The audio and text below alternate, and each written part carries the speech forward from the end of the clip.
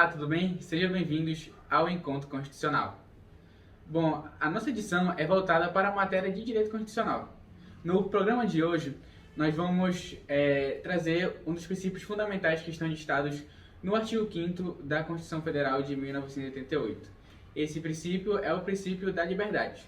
Bom, na edição de hoje, nós vamos trazer vários tópicos.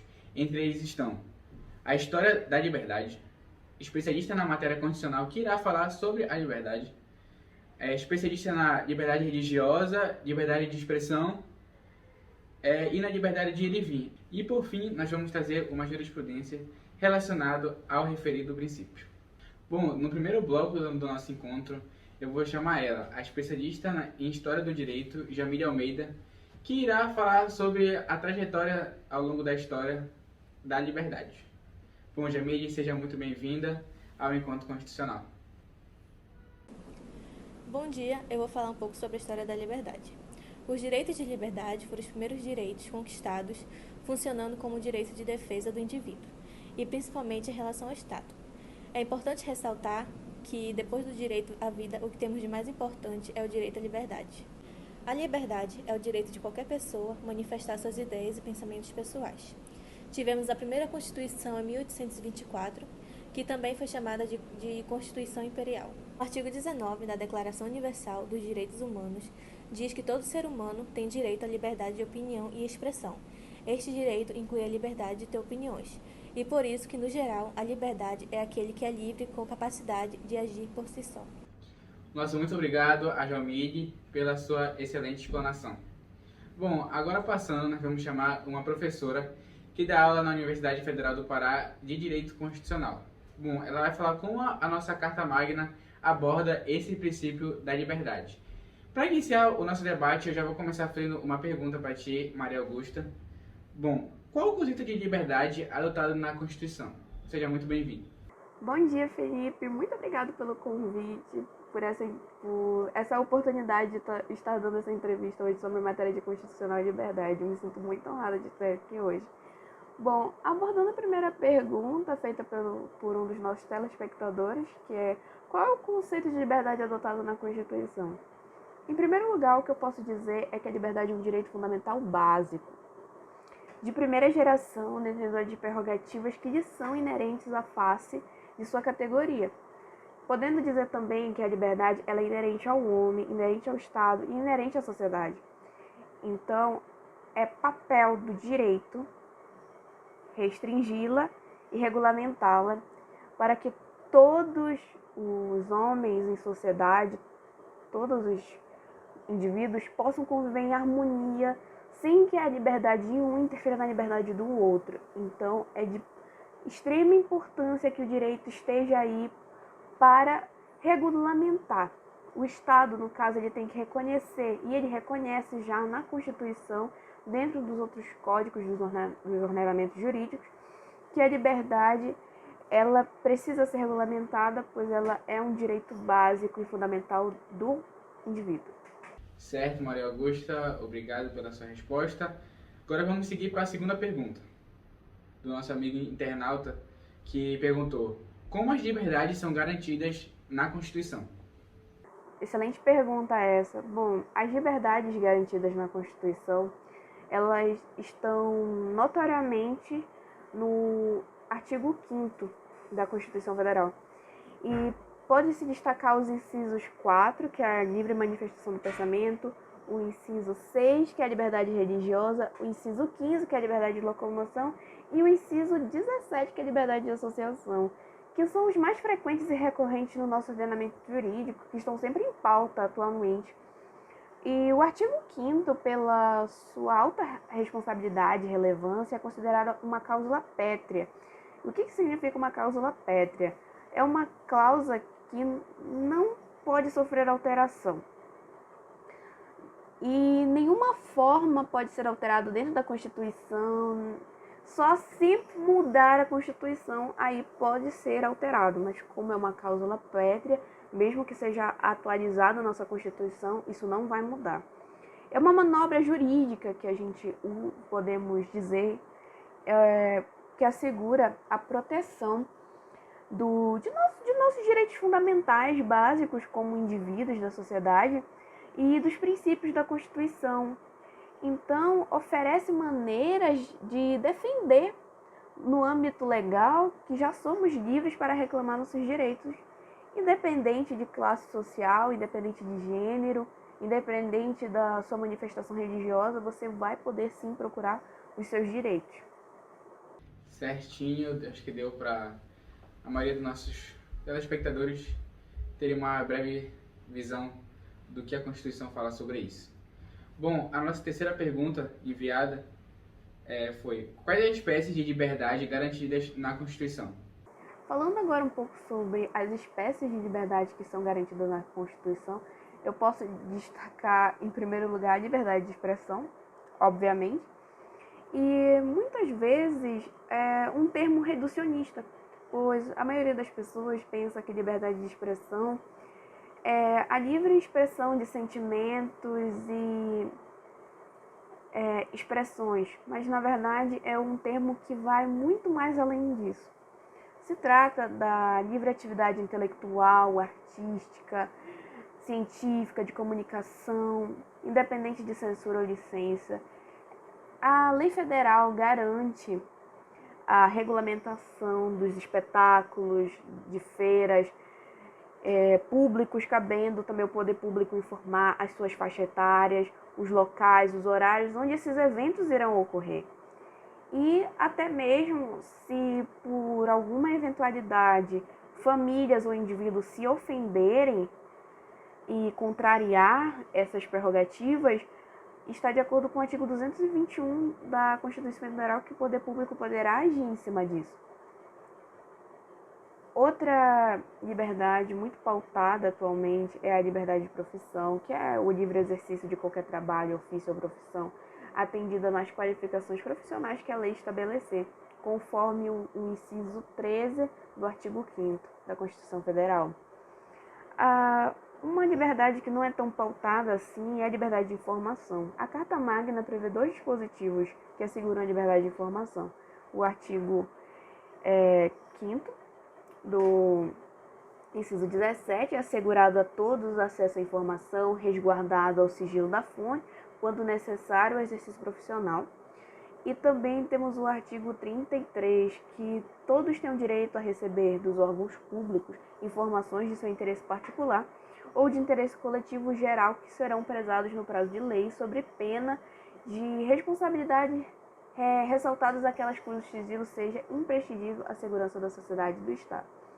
Uma liberdade que também foi muito pautada atualmente por conta da pandemia, que é a liberdade de locomoção, que é em respeito à liberdade de locomoção. A Constituição prevê que é livre a locomoção no território nacional, em tempo de paz, podendo qualquer pessoa, nos termos da lei, nele entrar, permanecer ou dele sair com seus bens, no inciso 15.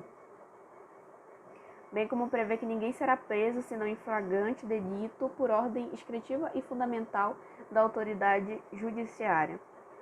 Uma liberdade que eu digo que ela é a menos comum e menos recorrida, que é o direito à reunião, que está disposto no inciso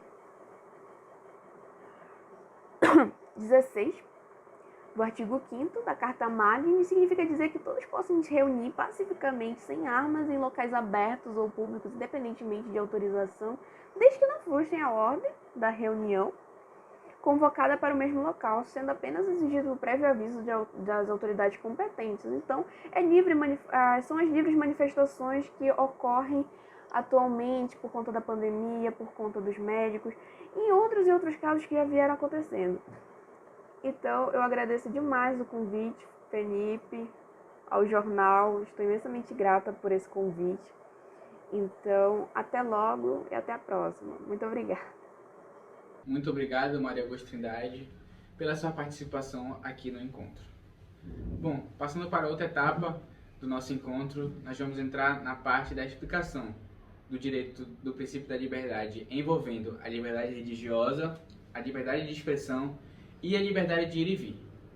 Agora, no início, nós vamos chamar a Vitória Guedes, que irá falar sobre a liberdade religiosa. Seja muito bem-vinda. Olá, bom dia. Eu irei explicar um pouco sobre a liberdade religiosa. A liberdade religiosa é a liberdade de professar qualquer religião, realizar cultos e tradições referentes a essas crenças. A liberdade religiosa é garantida pela Constituição de 1988, descrita no 5º artigo, que possui 77 incisos sobre os direitos fundamentais. O inciso 6 trata da liberdade da consciência e da crença. Declara que todos são iguais perante a lei, sem qualquer distinção de natureza, garantindo aos brasileiros e aos estrangeiros residentes no país a inviolabilidade do direito à vida, à liberdade, à segurança e à propriedade, sendo relevante a todo o país, tanto para os que possuem sua crença ou não. A liberdade religiosa está relacionada ao conceito de laicidade, não sendo necessário que um Estado seja laico para que as liberdades religiosas existam nele. O Estado laico protege a liberdade religiosa de qualquer cidadão ou entidade, em igualdade de condição, e não permite a influência religiosa no setor público. No Brasil, a liberdade religiosa é um direito fundamental consagrado na Constituição Federal, sendo obrigação do Estado proporcionar aos cidadãos a compreensão religiosa. Como país laico, é necessário haver a divisão entre Estado e Igreja, não podendo haver nenhuma religião oficial. O Estado deve garantir o livre exercício dessas religiões e sua proteção. O Brasil, apesar de ser um país laico com um grande número de religiões e não haver muitas violações à liberdade de crença e consciência, ainda há um longo caminho a ser percorrido quando se trata de intolerância religiosa. Muito obrigado, Vitória, pela sua explanação. Bom, para falar sobre a liberdade de expressão, eu vou chamar ela, a Lívia Mello, que irá comentar um pouco sobre o princípio envolvendo a liberdade de expressão, quais os limites adotados pela jurisprudência. Oi, meu nome é Lívia e eu vou falar sobre a liberdade de expressão. Está previsto na Constituição que todos têm o seu direito de expressar suas opiniões, suas ideias, fazer suas escolhas e etc. Porém, contudo, até na liberdade de expressão tem o seu limite. Eu não posso usar a minha liberdade de expressão para ofender terceiros, para começar um discurso de ódio. Isso eu não posso fazer. E eu vou usar de exemplo um caso que aconteceu durante a CPI da Covid, que foi entre o delegado Fabiano Contarato e o empresário Otávio Flancuri, que foi que o empresário fez um comentário na sua rede social se dirigindo ao Fabiano, que foi o seguinte comentário: o delegado homossexual assumido talvez estivesse pensando no perfume de alguma pessoa ali daquele plenário. Quem seria o perfumado que lhe cativou? Isso ofendeu extremamente o Fabiano, porque foi publicado na rede social do Otávio e foi um comentário de cunho homofóbico. E isso ofendeu extremamente o Fabiano. Por que eu estou usando isso de exemplo? Porque o Otávio tem sim o seu direito de falar o que quiser, por mais absurdo que seja, ele tem a liberdade de expressão dele. Porém, ele acabou ofendendo o Fabiano e isso já extrapola a sua liberdade de expressão e já começa um discurso de ódio. Certo, Lívia, muito obrigado. Bom, agora nós vamos chamar o Rodrigo Santiago. Ele vai falar um pouquinho sobre a liberdade de ir e vir. Bom, Rodrigo, queria te perguntar primeiramente, em tempos tão difíceis como guerras, pandemia, vida cotidiana de um modo geral, eu gostaria que você falasse um pouco sobre o direito e a liberdade de ir e vir. Olá, Felipe. Olá, amigos do Encontro Constitucional. Primeiro, eu gostaria de agradecer o convite para falar um pouco sobre a liberdade de ir e vir ou a liberdade de locomoção. Realmente, durante esses tempos de guerra e da própria pandemia e até mesmo a questão da violência na sociedade, é de extrema importância discutirmos um pouco desse assunto. Com relação ao histórico da liberdade de locomoção, nós temos diversas vertentes que explicam esse assunto. A mais abordada é aquela encontrada com os primeiros descritos na Magna Carta inglesa, de 1215, onde são encontrados os preceitos nos artigos 41 e 42, mas eram liberdades extremamente restritas para uma casta de pessoas, uma liberdade que era dada aos comerciantes e também às pessoas livres o direito de sair e entrar na Inglaterra, e com ressalvas em situações de guerra, onde era mais restrita essa liberdade de ir e vir. Com a Revolução Francesa, no final do século XVIII, onde era defendida a liberdade de forma ampla, em geral para todos, sem restrições. Há também um reforço de diversos pensadores, eu posso citar um aqui, o Jean-Jacques Rousseau, um iluminista, que apontava e descrevia que todos os homens eles nascem livres e a liberdade faz parte da natureza de qualquer homem. E os direitos eles são inalienáveis, de homem, e seriam uma garantia equilibrada para a igualdade e a liberdade. Aí já em 1776 são encontrados relatos dos direitos de Virgínia que traziam conceitos sobre a liberdade e falavam um pouco sobre a locomoção. E avançando um pouco mais, em 1822, na Constituição portuguesa, já não se tinha tanta descrição sobre a liberdade, mas pequenos conceitos, e que refletiram na primeira Constituição brasileira de 1824, já que seguimos esse molde da Constituição portuguesa. De forma sem grandes expressões de liberdades nessa Constituição, mas nós já conseguimos ver na Constituição de 1891, no artigo 72, que era expresso que em tempo de paz, qualquer pessoa ela teria o direito de transitar no território nacional com seus bens, suas fortunas, quando lhe conviesse, independentemente de passaporte. Então, um estrangeiro poderia circular livremente dentro do nosso território. Já em 1934, na Constituição de 34, então, a gente tem um segmento de pensamento acrescida da necessidade de passaporte, então restringindo um pouco da circulação dos estrangeiros. Já na Constituição de 1946, nós temos de forma expressa, no artigo 142, a questão da liberdade de locomoção. E ela diz assim, nesse artigo, que em tempo de paz, qualquer pessoa poderá, com seus bens, entrar em território nacional, nele permanecer ou sair dele, respeitando os preceitos da lei.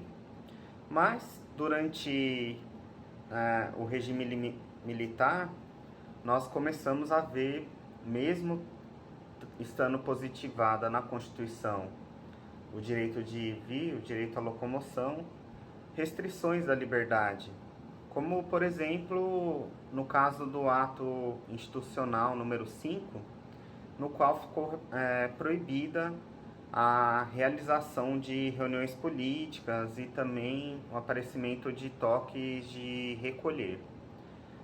Já na Constituição de 1988, atendendo os anseios populares de liberdade, nós podemos encontrar no seu artigo 5, no parágrafo 15, que é de livre a locomoção no território nacional em tempo de paz, podendo qualquer pessoa, nos termos da lei, nele entrar, permanecer ou dele sair com seus bens.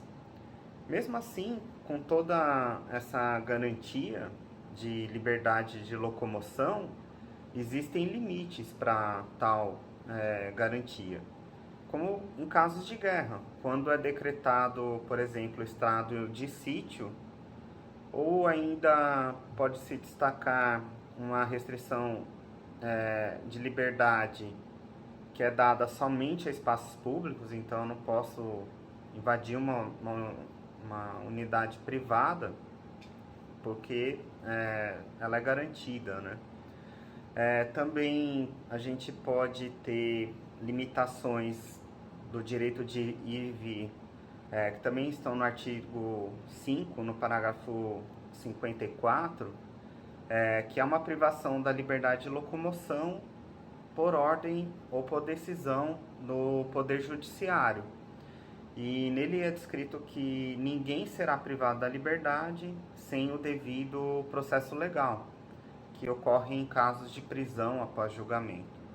Ou ainda na esfera tributária, né, que são colocados pedágios em rodovias, né, com uma tarifa que é cobrada por uma concessionária responsável, que tem a obrigação de fazer o zelo das vias públicas, né, que ainda pertencem ao Estado, mas que não estão nesse momento sob sua tutela, o que é determinado no artigo 150, no parágrafo 5, também da Constituição Federal. Certo, Rodrigo. Agora nós vamos direto para a segunda pergunta. Bom, o amigo internauta mandou assim: em tempos de pandemia, a liberdade de ir e vir ficou restrita por diversos decretos publicados. Então, eu gostaria que você falasse um pouco como podemos entender esse direito à liberdade de ir e vir e por que os decretos restringiam esse direito fundamental garantido na Constituição. Fala pra gente, Rodrigo. Bom, Felipe, essa questão é bastante interessante, foi bastante debatida, né, no meio jurídico, visto que por muitas vezes o governo federal, né, tanto os estados e municípios, acabaram divergindo, né, sobre diversas questões, principalmente relacionadas à pandemia, questão de lockdown. Então, como apresentada na Constituição Federal, a liberdade de locomoção ela tem algumas limitações. Ela deixa claro, né, a livre a locomoção no território nacional em tempos de paz.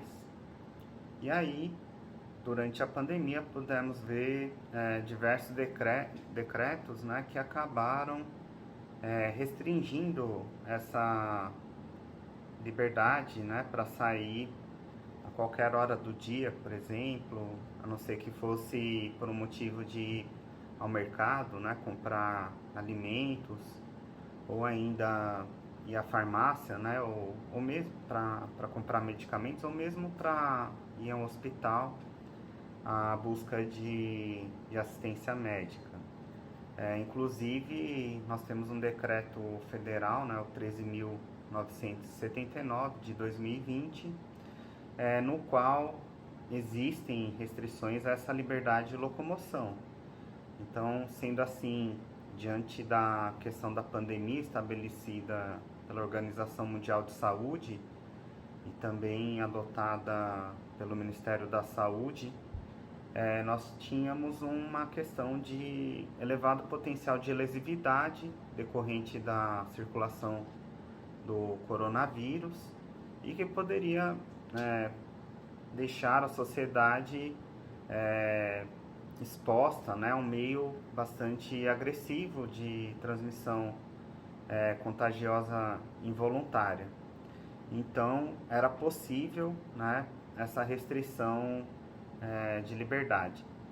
Nós temos também a medida provisória 926 de 2020, né, tendo o nosso ministro do STF, Marco Aurélio Mello, decidindo, né, que os governadores e os prefeitos eles tinham poder para restringir a locomoção nos estados e municípios. Essa decisão ela estava coerente, né, com o Pacto Federativo, né, que garantia autonomia administrativa e política aos entes federativos. Sendo assim, o lockdown que foi imposto, ele estava de acordo com a legislação brasileira, né, visto que o que prevalece é o direito à saúde da coletividade, né, que está prevista no artigo 6º, né, da Constituição Federal, prevalecendo o interesse social ao direito individual. Neste caso, o princípio da proporcionalidade ele pode ser aplicado, né, pois o mesmo deixa explícito que um direito ele deve ceder a outro, desde que atenda os requisitos da adequação e da necessidade. Certo, Rodrigo, muito obrigado. Agora vamos para a última pergunta do amigo internauta. É sobre o cerceamento do direito de ir e vir em pessoas em situação de cárcere e como o Estado tem cometido violações frente ao funcionamento do atual sistema prisional brasileiro. Bom, Felipe, é certo que as pessoas submetidas ao cumprimento cautelar ou definitivo de pena, elas terão uma série de limitações das suas garantias. E não seria diferente com a liberdade de locomoção. Mesmo sendo restringida essa liberdade, não há nenhuma afronta ao ordenamento jurídico. Então, por mais que o direito à liberdade de locomoção esteja prevista na Constituição e cercada por uma série de normas jurídicas, mesmo ele sendo privado de liberdade, ele não ofenderia o nosso ordenamento jurídico, desde que ocorra, né, um devido processo legal. Então, respeitando, né, os princípios que deveriam ser garantidos a pessoa em situação de encarceramento, não haveria nenhuma afronta. O problema é que no Brasil, grande parte das pessoas em situação de cárcere é de sujeitos que não tiveram garantido o direito à defesa e a um julgamento conforme previsto na nossa legislação. Sendo assim, há um ferimento do preceito legal de liberdade.